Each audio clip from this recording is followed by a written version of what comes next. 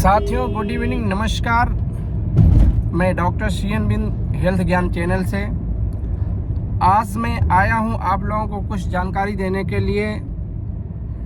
आजकल हमारे यहाँ डेंगू का बुखार बहुत तेज़ी से फैला हुआ है। साथियों, डेंगू एक मच्छर के काटने से होता है।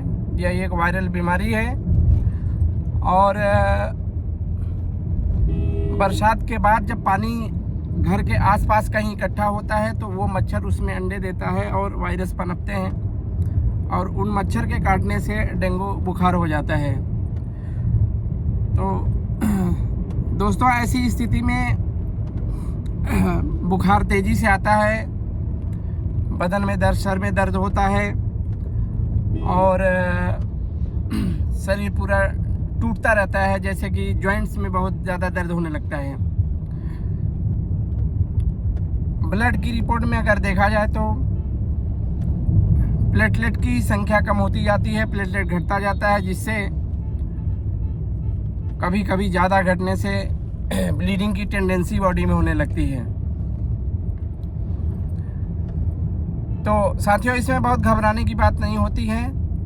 यह है कि जैसे ही बुखार हो आप नॉर्मल टेस्ट जैसे मलेरिया, टाइफाइड, सीबीसी इसको करा लें। उसमें आपको WBC बढ़ा हुआ दिख सकता है, प्लेटलेट घटा हुआ दिख सकता है। प्लेटलेट की मात्रा अगर ज़्यादा घटी दिख रही है, अगर 50,000 के आसपास दिख रहा है तो थोड़ा सा ज़्यादा केयरफुल होना पड़ता है। बाकी अगर 50,000 के ऊपर है तो बहुत घबराने की ज़रूरत नहीं होती है। कुछ नॉर्मल दवाइयाँ होती हैं, दवाइयाँ खाना होता है और इसके अलावा कुछ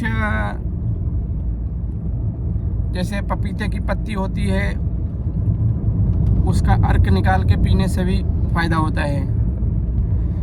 और विशेष दिक्कत होने पे आप अपने नज़दीकी किसी अच्छे डॉक्टर को दिखाएं, उनसे सही सलाह लें और सही इलाज करें।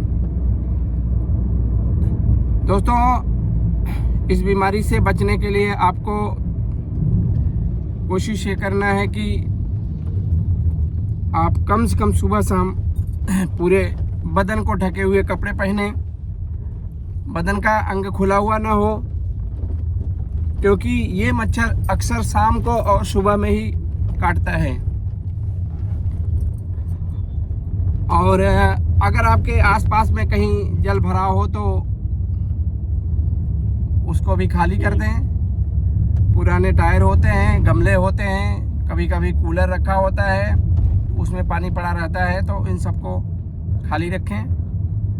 घर के अगल बगल साफ सफाई, स्वच्छता रखें और लोगों को जागरूक भी करें जहां तक आपकी जानकारी बन सके।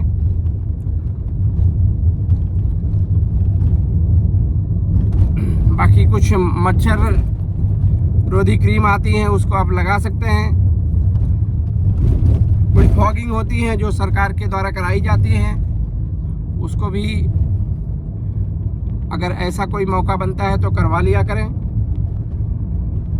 और साथियों, ये कुछ महीनों की बात है, उसके बाद इसका प्रकोप धीरे धीरे कम हो जाता है। इसमें बचाव बहुत ज़रूरी होता है, बचाव ही सबसे बेस्ट इलाज होता है। बीमारी कभी कभी अगर प्लेटलेट बहुत कम हो गया, आपने लापरवाही की, ध्यान नहीं दिया, तो प्लेटलेट ज़्यादा कम होने से, ब्लीडिंग की टेंडेंसी होने से पेशेंट की जान का भी खतरा होता है। तो दोस्तों, ऐसी परिस्थिति में आप अपने नज़दीकी डॉक्टर से सलाह ज़रूर लें और बेहतर से बेहतर इलाज जो पॉसिबल हो वहाँ पे वो करवा लें। बहुत बहुत धन्यवाद। ऐसी तमाम जानकारियों के लिए आप प्लीज़ मेरा चैनल सब्सक्राइब करें और अगर वीडियो अच्छी लगी हो तो लाइक और कमेंट करें। बहुत बहुत धन्यवाद।